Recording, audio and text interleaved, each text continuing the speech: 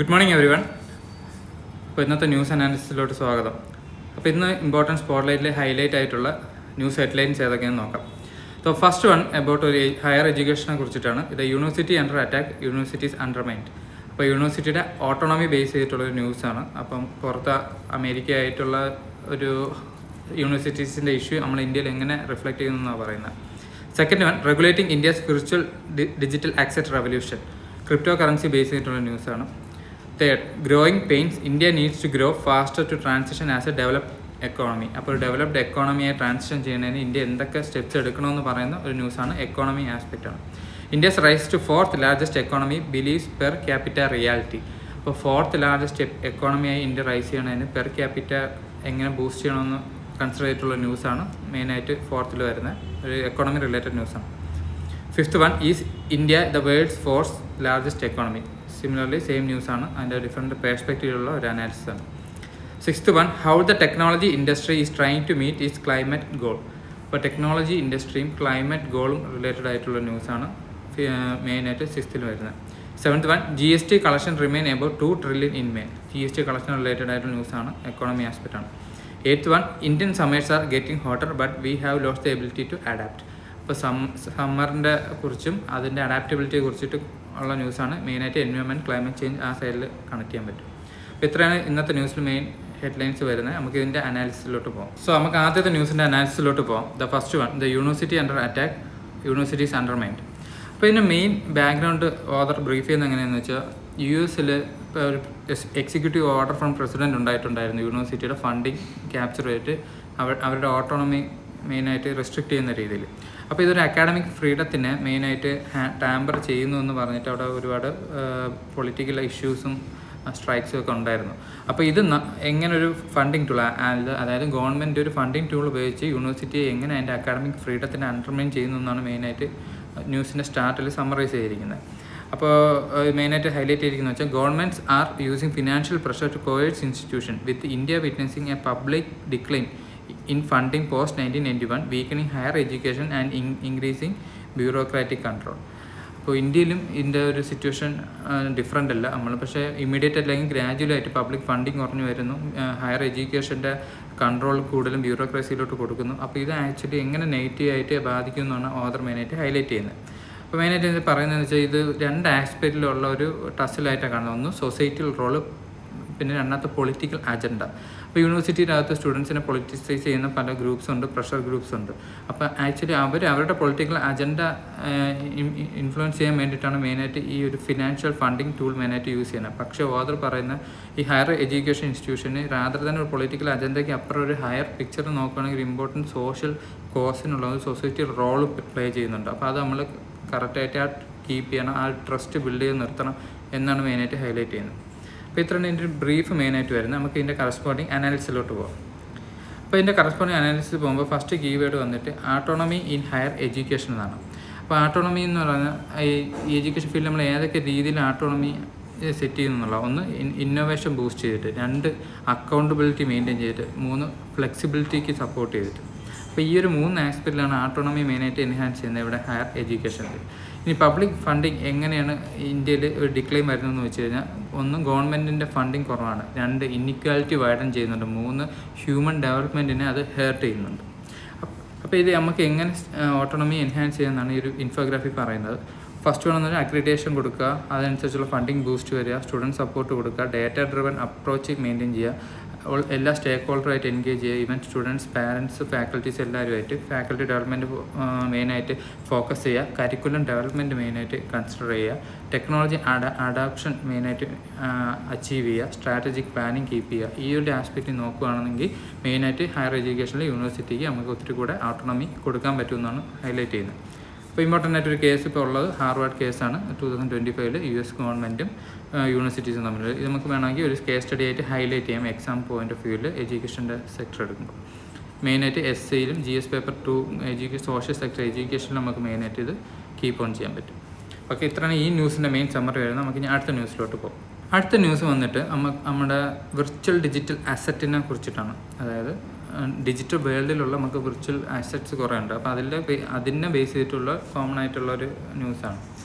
അപ്പോൾ ആക്ച്വലി ഇത് പറയുന്നതെന്ന് വെച്ചാൽ, ഈ ക്രിപ്റ്റോ കറൻസി എന്ന് വെച്ചാൽ ഗ്ലോബലി വൈഡ് റെക്കഗ്നേഷൻ കിട്ടി വരുന്നു. അതേപോലെ ഡിഫറെൻറ്റ് വിർച്വൽ അസറ്റ് ഉണ്ട്, ഫഞ്ചിബിൾ ടോക്കൺസ്, അങ്ങനത്തെ കുറേ വിർച്വൽ അസറ്റ് ഉണ്ട്. ഈ അസറ്റിന് ഗ്ലോബൽ ലെവലിൽ പലയിടത്തും റെക്കഗ്നേഷൻ, ഗവൺമെൻറ് ലെവലിൽ റെക്കഗ്നേഷൻ കിട്ടി വരുന്ന ഒരു സാഹചര്യത്തിൽ ഇന്ത്യയിലും ഗ്രാസ് റൂട്ട് ലെവലിൽ ഇതിൻ്റെ അഡോപ്ഷൻ വേണമെന്നാണ് ആക്ച്വലി ഓദർ ഹൈലൈറ്റ് ചെയ്യുന്നത്. അത് ഒരുപാട് angle economic development, resource mobilisation, employment generation എന്നുള്ള ആസ്പെക്റ്റിലേക്ക് ഒരു ബൂസ്റ്റ് ഉണ്ടാവും. പക്ഷേ ഇന്ത്യയിൽ കറൻ്റ് ഒരു ഇഷ്യൂ എന്ന് വെച്ചാൽ കറൻ്റ് ഈ ഒരു വിർച്വൽ ഡിജിറ്റൽ അസറ്റിനെ ഹോൾഡ് ചെയ്യാൻ വേണ്ടിയിട്ട് ഒരു പോളിസി വാക്വം ഉണ്ട്, ഹെവി ടാക്സേഷൻ ഉണ്ട്. ഇത് രണ്ടും കാരണം ഇതിൻ്റെ അഡോപ്ഷൻ എല്ലാവർക്കും ഫെമിലിയർ അല്ല, കൂടുതലായിട്ട് അഡോപ്റ്റ് ചെയ്യുന്നുമില്ല, ഒരു ഡിഫ്യൂഷൻ ഉണ്ടാകുന്നില്ല ഈ ടെക്നോളജി അഡോപ്ഷൻ്റെ. അപ്പോൾ ഇത് ഒന്ന് മെയിനായിട്ട് ഹൈലൈറ്റ് ചെയ്തിട്ടാണ് ഈ ന്യൂസ് ബ്രീഫ് ചെയ്യുന്നത്. അപ്പോൾ ഇന്ത്യയിൽ ഈ ഒരു അസറ്റ് ഇതാക്കാൻ വേണ്ടിയിട്ട് നമ്മൾ ഡിഫറെൻറ്റ് സ്റ്റേക്ക് ഹോൾഡേഴ്സ് തമ്മിൽ കോർഡിനേഷൻ വേണം, റെഗുലേറ്ററി ആസ്പെക്റ്റിൽ കോർഡിനേഷൻ വേണം. അതുകൊണ്ട് തന്നെ ഒരു comprehensive risk based and domestic regulation വേണം എന്നുള്ളതാണ് ആക്ച്വലി ഓദർ മെയിനായിട്ട് ഹൈലൈറ്റ് ചെയ്യുന്നത്. അപ്പോൾ ഇതിനെ ഈ ന്യൂസിനെ ബേസ് ചെയ്തിട്ട് കറസ്പോണ്ടിങ് അനാലിസിസിലോട്ട് പോകും. അപ്പോൾ ഇതിൻ്റെ അനാലിസിസിലോട്ട് പോവുകയാണെങ്കിൽ മെയിനായിട്ട് ഒരു ക്രിപ്റ്റോ റിപ്പോർട്ടിനെ ബേസ് ചെയ്തിട്ടാണ് 2024 ഗ്ലോബൽ ക്രിപ്റ്റോ അഡോപ്ഷൻ ഇൻഡെക്സിനെ കുറിച്ചിട്ടാണ്. അപ്പോൾ ഇതിനകത്ത് ഈ ഒരു മെയിനായിട്ട് ഒരു മാപ്പ് തീമാറ്റിക് തന്നിട്ടുണ്ട്. അപ്പോൾ അതിൽ ഏതൊക്കെ ഏരിയയിലാണ് ഇത് അഡോപ്റ്റ് ചെയ്തിട്ടുള്ളതെന്നും ഇല്ല എന്നുള്ളതാണ് മെയിനായിട്ട് ഉള്ളത്. അപ്പോൾ ഇന്ത്യയെക്കുറിച്ച് പറയുകയാണെങ്കിൽ India ranks first in grass root crypto adoption globally. അപ്പോൾ ഗ്ലോബലി ഗ്രാസ് റൂട്ട് ലെവലിൽ ഇന്ത്യ അഡോപ്റ്റ് ചെയ്യുന്നുണ്ടെങ്കിലും അത് റെഗുലേറ്ററി ഫ്രെയിംവർക്കിനുള്ള ആസ്പെക്റ്റിലല്ല, പലതും ഇല്ലീഗലായിട്ടാണ് അഡോപ്ഷൻ മെയിനായിട്ട് നടക്കുന്നത്. അപ്പോൾ അഡോപ്ഷൻ ഹൈ ആണ്. Crypto use is wide spread despite the strict tax rules. പിന്നെ മെയിനായിട്ട് ഇതിൻ്റെ ടാക്സ് സെക്ഷൻസ് മെയിനായിട്ട് ഹൈലൈറ്റ് ചെയ്ത് പറയുന്നുണ്ട്. പിന്നെ ഈ വിർച്വൽ ഡിജിറ്റൽ അസറ്റിൻ്റെ റോളും FATFൻ്റെ കൊളാബറേഷനാണ് മെയിനായിട്ട് പറയുന്നത്. ഈ വിർച്വൽ അസറ്റിനെ എങ്ങനെ ഡിഫൈൻ ചെയ്യുന്നത് വെച്ചാൽ മെയിനായിട്ട് ക്രിപ്റ്റോ സർവീസ് കൊടുക്കുന്നവരാണ് വിർച്വൽ അസറ്റ് സർവീസ് പ്രൊവൈഡർ എന്ന് പറയുന്നത്, VASP എന്ന് പറയുന്നത്. അപ്പോൾ അവരെ റെഗുലേറ്റ് ചെയ്യേണ്ട ആവശ്യമുണ്ട്. അതിൻ്റെ അകത്ത് FATFൻ്റെ ഗൈഡ് ലൈൻസ് എന്ന് വെച്ചാൽ India follows FATF standard for anti money laundering. അപ്പോൾ മണി ലോണ്ടറിങ് ആസ്പെക്റ്റിൽ ഈ വിർച്വൽ ഡിജിറ്റൽ അസറ്റ് ഒരു ഇമ്പോർട്ടൻറ്റ് ആസ്പെക്റ്റാണ്. അപ്പോൾ നമുക്ക് മെയിൻസിലും GS2 ഗവർണൻസ് ആംഗിളും GS പേപ്പർ 3 ടെക്നോളജി അഡോപ്ഷൻ എന്നുള്ള ആംഗിളും നമുക്ക് ഈ ന്യൂസിൻ്റെ സമ്മറി മെയിനായിട്ട് ഹുക്ക് ചെയ്യാം. അപ്പോൾ ചെറിയൊരു ഫോർഡർ പോയിന്റ് നമ്മൾ ആസ്പെക്റ്റിൽ ഹുക്ക് ചെയ്യാൻ പറ്റിയ ഒരു ന്യൂസ് സമ്മറിയാണത്. നമുക്ക് അടുത്ത ന്യൂസിലോട്ട് പോകാം. അടുത്ത ന്യൂസ് വന്നിട്ട് എക്കോണമി റിലേറ്റഡ് ന്യൂസാണ്. അപ്പോൾ ഇന്ത്യയുടെ എക്കോണമിയുടെ ട്രാൻസിഷൻ മെയിനായിട്ട് ഹൈലൈറ്റ് ചെയ്യുന്ന ന്യൂസാണ്. അപ്പോൾ ഈ ക്വാർട്ടറിൽ GDP ഗ്രോത്ത് റേറ്റിൻ്റെ റിപ്പോർട്ട് വരുമ്പോൾ ഇന്ത്യ 7.4% GDP റേസ് ചെയ്യുന്നതാണ് മെയിനായിട്ട്. ഇത് മെയിനായിട്ട് നമുക്ക് ഡ്രൈവ് ചെയ്യുന്ന ഏതൊക്കെ സെക്ടേഴ്സ് എന്ന് വെച്ചാൽ കൺസ്ട്രക്ഷൻ, അഗ്രികൾച്ചർ, സർവീസ് എന്നുള്ള സെക്ടേഴ്സാണ് മെയിനായിട്ട് ഡ്രൈവ് ചെയ്യുന്നത്. ഇത് ആക്ച്വലി നല്ലൊരു പോസിറ്റീവ് ന്യൂസാണ്. കാരണം പാൻഡമിക്കിന് മുമ്പ് വരെ ഇതെല്ലാം സ്ലോ ഡൗൺ ചെയ്ത് 6.5% ആയിരുന്നു, 7.5% നല്ല ബൂസ്റ്റ് ഉണ്ടായിട്ടുണ്ട്. അതേപോലെ പക്ഷേ അതേസമയം ഈ ടാക്സസ് എന്നുള്ള സാധനം നമുക്ക് ഇൻഫ്ലേറ്റഡ് ആയിട്ടാണ് ഇപ്പോൾ GDP ഫിഗേഴ്സ് വന്നിട്ടുള്ളത്. എസ്പെഷ്യലി ബേസ് എഫക്റ്റ് എന്നുള്ള ചേഞ്ച് ഉള്ളത് കാരണം ഈ ടാക്സേഷൻ നമുക്ക് കിട്ടുന്നു എന്നുള്ളൊരു ഇൻഫ്ലേറ്റഡ് ആയിട്ടാണ് കാണിക്കുന്നത്. അപ്പോൾ ഇത് ആക്ച്വലി നമുക്ക് റിയൽ പിക്ചർ തരുന്നുണ്ടോ എന്നുള്ളതാണ് ആക്ച്വലി ഒരു മെയിൻ കൺസേൺ ആയിട്ട് പറയുന്നത്. പ്രൈവറ്റ് കൺസപ്ഷൻ സ്ലോ ചെയ്തിട്ടുണ്ടെന്നും ക്യാപിറ്റൽ ഫോർമേഷൻ പൂറാണെന്നും ഒരു ക്രിറ്റിസിസവും ഉണ്ട്. ഇപ്പോൾ ഗവൺമെൻറ് ഇപ്പോൾ ഓൾറെഡി ഒരു പോളിസി ഉണ്ട്, വികസിത് ഭാരത് ബൈ 2047.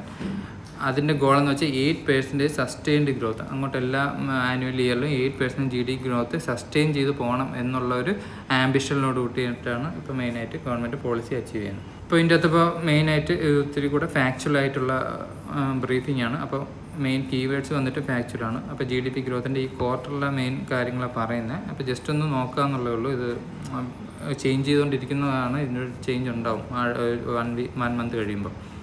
മെയിനായിട്ട് അറിയുന്നത് ഇതിൻ്റെ ഏത് സെക്ടേഴ്സാണ് മെയിൻ ഡ്രൈവേഴ്സ് എന്നുള്ളതാണ്. കൺസ്ട്രക്ഷൻ ആണ് ഏറ്റവും കൂടുതൽ ഡ്രൈവ് ചെയ്തിട്ടുള്ള എംപ്ലോയ്മെൻറ്റ് ജനറേഷൻ കൺസ്ട്രക്ഷൻ ഏരിയ എന്നാണ്. 10.8% ഗ്രോത്ത് ഈ ക്വാർട്ടറിൽ അച്ചീവ് ചെയ്തിട്ടുണ്ട്. അഗ്രികൾച്ചർ 5% അച്ചീവ് ചെയ്തിട്ടുണ്ട്. Services strong growth in public administration and finance service. അപ്പോൾ പബ്ലിക് അഡ്മിനിസ്ട്രേഷനും ഫിനാൻസ് സർവീസിലും സ്ട്രോങ് ഗ്രോത്ത് തരുന്നുണ്ട് സർവീസസ് എന്ന് പറയുന്നത്.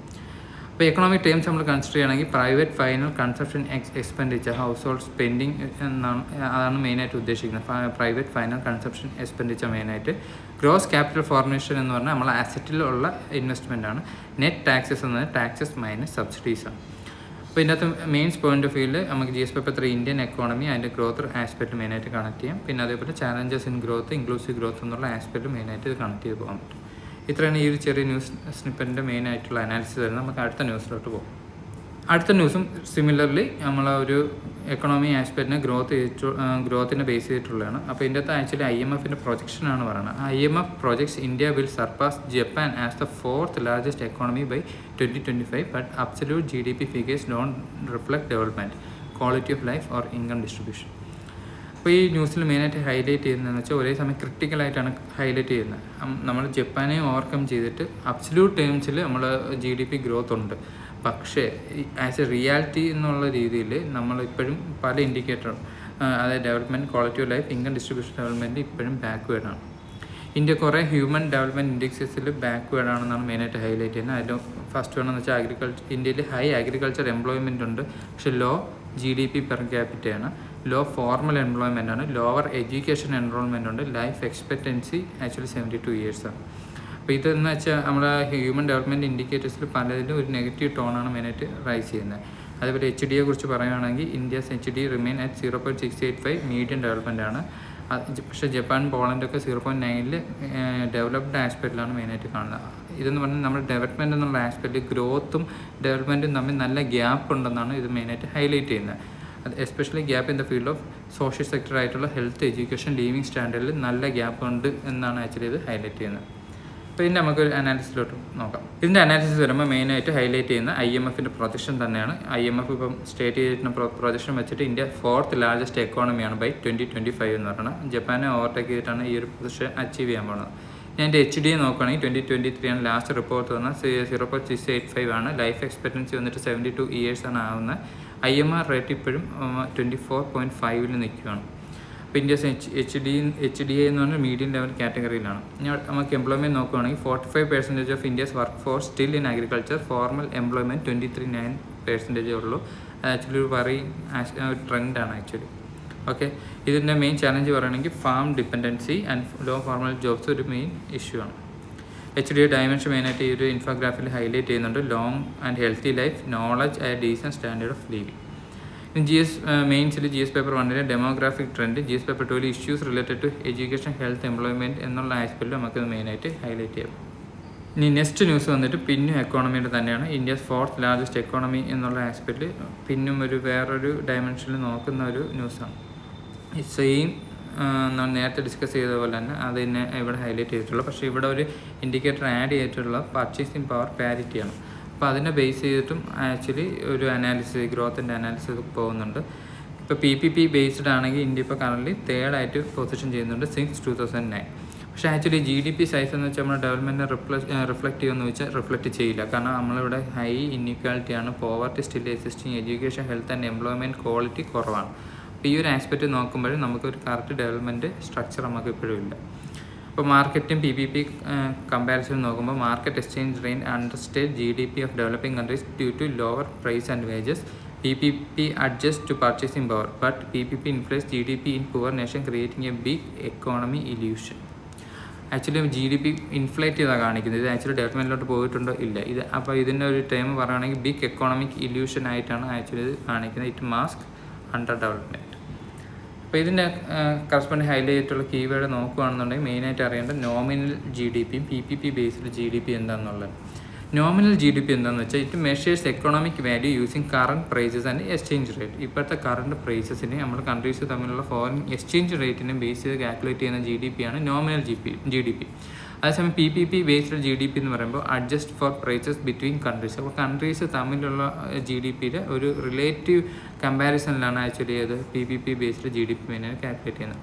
ഇനി ഇതിൻ്റെ കീ ഡിഫറൻസ് ചോദിക്കുകയാണെങ്കിൽ nominal GDP reflects market value. നമ്മുടെ മാർക്കറ്റിൽ എന്തോരം പ്രൈസ് ഫ്ലക്ച്വേഷൻ ഉണ്ട് അതിൻ്റെ വാല്യൂ മെയിനായിട്ട് ഹൈലൈറ്റ് ചെയ്യുന്ന നോമിനൽ GDP ആണ്. അതേസമയം PPP reflects the real purchasing power. അപ്പോൾ അവിടുത്തെ കൺട്രീസിലെ ആൾക്കാർക്ക് എത്രത്തോളം പർച്ചേസിങ് പവർ ഉണ്ട് എന്ന് മനസ്സിലാക്കുന്ന മെയിൻ ഇൻഡിക്കേറ്ററാണ് ആക്ച്വലി അത് പർച്ചേസിങ് പവർ പാരിറ്റി എന്ന് പറയുന്നത്.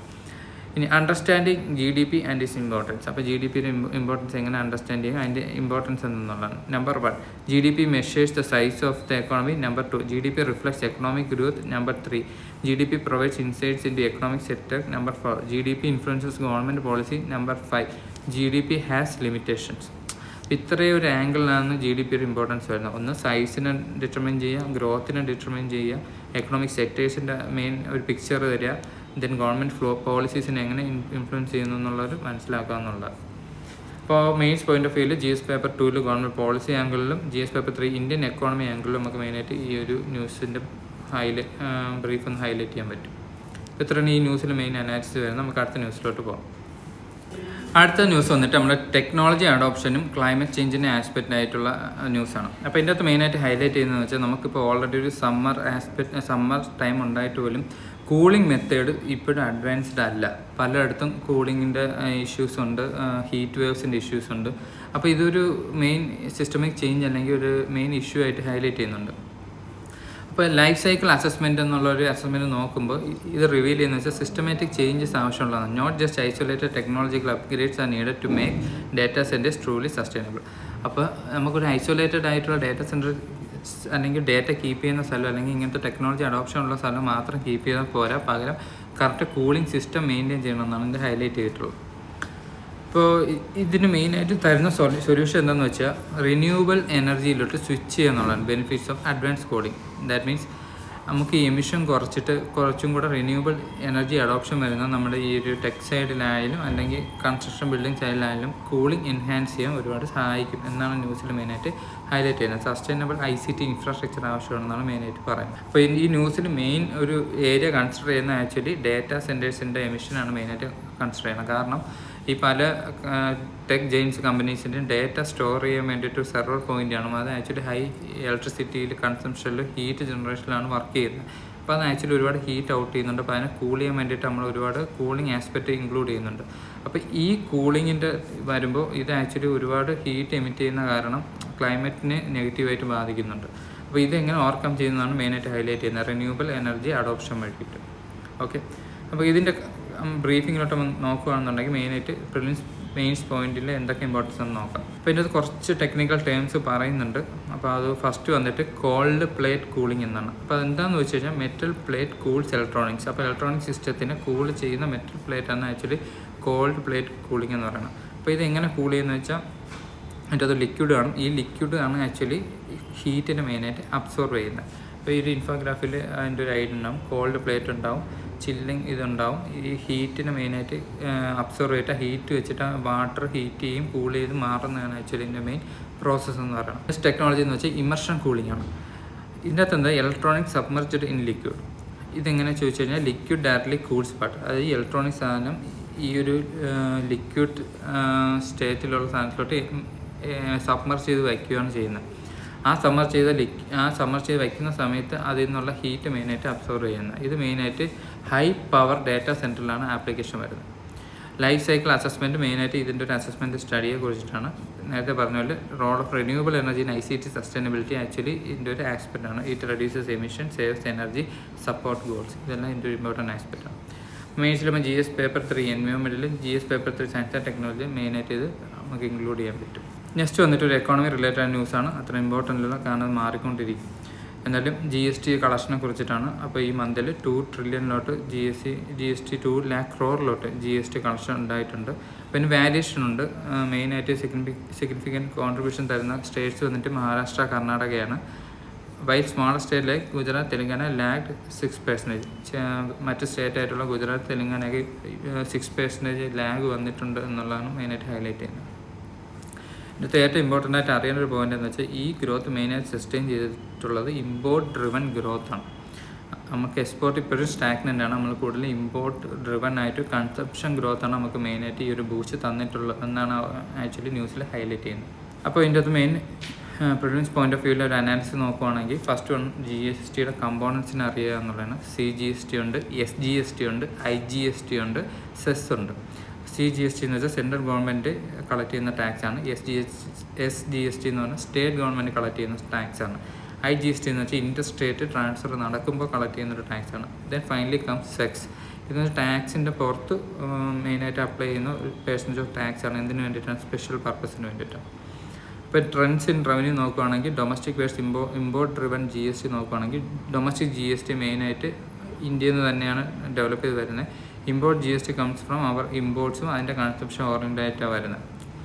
Overall domestic GST is better than import GST. ഇപ്പോൾ മെയിനായിട്ട് ഹൈലൈറ്റ് ചെയ്യുന്നതിൽ പറയുന്ന ഇതാണ്, നമ്മുടെ ഡൊമസ്റ്റിക് GST ആണ് എപ്പോഴും ഇമ്പോർട്ട് GSTയെക്കാട്ടി ബിഗ്ഗറായിട്ട് ഇപ്പോഴും നിൽക്കുന്നത്. അപ്പോൾ നമ്മുടെ കൺസപ്ഷൻ ലെഡ് ഗ്രോത്ത് തന്നെയാണ് ഇപ്പോഴും ഉള്ളത്. പിന്നെ സ്റ്റേറ്റ് വൈഡുള്ള വേരിയേഷൻ മെയിനായിട്ട് പറയുന്നുണ്ട്. ഹൈ ഗ്രോത്ത്, ലോ ഗ്രോത്ത് മെയിനായിട്ടുള്ള പാറ്റേൺ. ഇതിൻ്റെ അകത്തൊരു പാറ്റേൺ അറിയേണ്ടതെന്ന് വെച്ചാൽ big urban state grow faster in GST. അത് മെയിനായിട്ട് കൺസപ്ഷൻ കൂടുന്നതുകൊണ്ടാണ് ആ ഏരിയയിൽ മെയിനായിട്ട് GST ഹൈലൈറ്റ് ചെയ്യുന്നത്. നമുക്ക് GS പേപ്പർ 3 ഇന്ത്യൻ എക്കോണമിയിൽ ട്രെൻഡ്സ് ഇൻ GSTയിലും GS പേപ്പർ 3 ബഡ്ജറ്റിംഗ് ആസ്പെക്റ്റിലും മെയിനായിട്ട് കണക്ട് ചെയ്യാം. ആൾസോ ഇൻക്ലൂസീവ് ഗ്രോത്ത് എന്നുള്ള ഹെഡിങ്ങിൽ മെയിനായിട്ട് കണക്ട് ചെയ്യാൻ പറ്റും. നമുക്ക് ഇനി അടുത്ത ന്യൂസിലോട്ട് പോവാം. അടുത്ത ന്യൂസ് ആക്ച്വലി ഒരു ക്ലൈമറ്റ് അഡാപ്റ്റബിലിറ്റി ബേസ് ചെയ്തിട്ടുള്ള ന്യൂസാണ്. അപ്പോൾ അതിൻ്റെ അകത്ത് മെയിനായിട്ട് ഒരു റിസ്ക് ഹൈലൈറ്റ് ചെയ്യുന്നുണ്ട്. അത് ആ റിസ്ക് മെയിനായിട്ട് ഹീറ്റ് വേവ്സിൻ്റെയാണ്. Heat wave days in India have surge 200% since 2010, becoming longer and more intense with disproportionate impact on agriculture, health, labor and productivity. അപ്പോൾ അതിൻ്റെ അകത്ത് ഇൻട്രൊഡക്ഷനിൽ പറയുന്നത് വെച്ചാൽ നമ്മുടെ ഇവിടുത്തെ ഹീറ്റ് വേവിൻ്റെ സെവിയർ ലാസ്റ്റ് ഒരു 15 years ആയിട്ട് 200% ഇൻക്രീസാണ് ചെയ്തിട്ടുള്ളത്. ഇത് മെയിനായിട്ട് ഒരുപാട് സെക്ടേഴ്സിനെ ഇമ്പാക്റ്റ് ചെയ്യുന്നുണ്ട്. ഹൈലൈറ്റ് ചെയ്തിട്ടുള്ള അഗ്രികൾച്ചർ, ഹെൽത്ത്, ലേബർ, പ്രൊഡക്ടിവിറ്റിയാണ് മെയിനായിട്ട് ഹൈലൈറ്റ് ചെയ്തിട്ടുള്ളത്. ഇത് ആക്ച്വലി ഒരു നമ്മൾ മനസ്സിലാക്കാതെ പോകുന്ന ഒരു ഇഷ്യൂ ആയിട്ട് നിൽക്കുന്നുണ്ട്. മെയിനായിട്ട് ഹൈലൈറ്റ് ചെയ്യുന്ന ഇൻവിസിബിൾ മോർട്ടാലിറ്റി ഇതിൻ്റെ അകത്തുണ്ട്. വീക്ക് ഗവർണൻസും ഇതിൻ്റെ മെയിൻ ഇഷ്യൂ ആയിട്ട് ഹൈലൈറ്റ് ചെയ്യുന്നുണ്ട്. കാരണം പല ഡെത്തും ഹീറ്റ് വേവ്സ് റിലേറ്റഡ് ഡെത്തും അണ്ടർ റിപ്പോർട്ടഡ് ആണ്. അപ്പോൾ എത്രത്തോളം മോർട്ടാലിറ്റി ഉണ്ടെന്ന് അറിയുന്നില്ല. ഇതിൻ്റെ ഗവർണൻസ് ആംഗിളിലും ഹൈലി വീക്കാണ്. Only a few cities have effective heat action plan and rural area remain unprotected. Heat action plan പലയിടത്തും ഇല്ല, റൂറൽ ഏരിയ അൺപ്രൊട്ടക്റ്റഡ് ആയിട്ടാണ് നിൽക്കുന്നത്.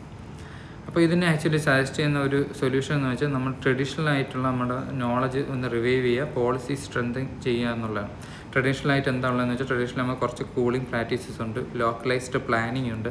അപ്പോൾ ഇതൊക്കെ ഒന്ന് എൻഹാൻസ് ചെയ്യുക. അതേപോലെ നമ്മുടെ ഗവൺമെൻറ് പോളിസീസ് സ്കീംസ് ആയിട്ടുള്ള NREGA, Awas Yojana, national health mission, ഇതിലൊക്കെ ഈ ഒരു ഹീറ്റ് വേവിൻ്റെ വൾണറബിലിറ്റി ആസ്പെക്റ്റ് ഇൻക്ലൂഡ് ചെയ്യുക. അതിനെ കറസ്പോണ്ടിങ് എങ്ങനെ ഓവർകം ചെയ്യുക എന്നുള്ള ഏരിയാസ് ഹൈലൈറ്റ് ചെയ്യുക.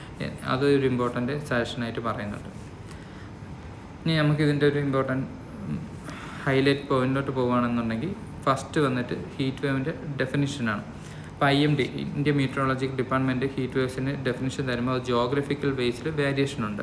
പ്ലെയിൻ റീജിയനിൽ 40°C ടെമ്പറേച്ചറും അതിന് മുകളിലുള്ള സ്ഥലങ്ങൾ നമ്മൾ ഹീറ്റ് വേവ് ആയിട്ട് കൺസിഡർ ചെയ്യുന്നുണ്ട്. ഹിൽ ഏരിയയിൽ 30°C അതിന് മുകളിലുള്ള ഏരിയസിന് ഹീറ്റ് വേവ് ആയിട്ട് കൺസിഡർ ചെയ്യുന്നുണ്ട്. ഇതിൽ ഒരു 4.5°C എബോവ് നോർമൽ ടെമ്പറേച്ചറിന് എബോവ് ആയിട്ട് നിൽക്കുമ്പോഴാണ് നമ്മൾ എന്ത് ആയിട്ട് ഡിക്ലെയർ ചെയ്യുന്നത്, ഹീറ്റ് വേവ് ആയിട്ട് ഡിക്ലെയർ ചെയ്യുന്നത്. ഇനി ഹീറ്റ് ആക്ഷൻ പ്ലാനിൽ ഒരു ഇമ്പോർട്ടൻറ്റ് കേസ് സ്റ്റഡി ഹൈലൈറ്റ് ചെയ്യുന്നതെങ്കിൽ അഹമ്മദാബാദ് ഒരു ഇമ്പോർട്ടൻ്റ് എക്സാമ്പിളാണ്. കാരണം first Indian city to implement heat action പ്ലാനാണ്. ഇതിൻ്റെ മെയിൻ ഗോൾ വന്നിട്ട് പ്രൊട്ടക്ട് പീപ്പിൾ, എസ്പെഷ്യലി വൾണറബിൾ ഗ്രൂപ്പിനെ പ്രൊട്ടക്ട് ചെയ്യുക എന്നുള്ളതാണ്. ഇതൊരു ഇമ്പോർട്ടൻറ്റ് ഇൻഫോഗ്രാഫിക്കാണ് ഹീറ്റ് വേവിൻ്റെ ഡെഫിനിഷൻ വന്നിട്ട്. ഇനി ഇത് നമുക്ക് ഏത് ആസ്പെക്റ്റിൽ കണക്ട് ചെയ്യാൻ നോക്കിക്കഴിഞ്ഞാൽ GS paper 1 impact of climate ചേഞ്ചിലും GS paper 3 governance gap in rural disaster മാനേജ്മെൻറ്റിലും നമുക്ക് മെയിൻ ഹൈലൈറ്റ് ചെയ്യും. അപ്പോൾ ഇത്രയാണ് ഇന്നത്തെ ന്യൂസിൽ മെയിനായിട്ട് ഉള്ള ന്യൂസ് ആർട്ടിക്കിൾ വന്നിട്ട്. അപ്പോൾ എക്കോണമി ന്യൂസാണ് മെയിനായിട്ട് ഹൈലൈറ്റ് ചെയ്തിട്ടുള്ളത്. പക്ഷേ 1-2 എൻവയോൺമെൻറ്റൽ ന്യൂസ് ഉണ്ടായിട്ടുണ്ട്. അപ്പോൾ ഈ ന്യൂസിൻ്റെ ഇമ്പോർട്ടൻറ്റ് പോയിൻറ്റ്സ് നിങ്ങൾ നോട്ട്സിൽ ആഡ് ഓൺ ചെയ്യുക. ന്യൂസ് റീഡ് ചെയ്യുന്ന സമയത്ത് കോംപ്ലിമെൻ്റ് ചെയ്ത് വായിക്കുക. ഇപ്പോൾ ഇതേപോലെ അടുത്ത ദിവസം വേറെ ന്യൂസ് അനാലിസിസ് ആയിട്ട് കാണാം. Thank you.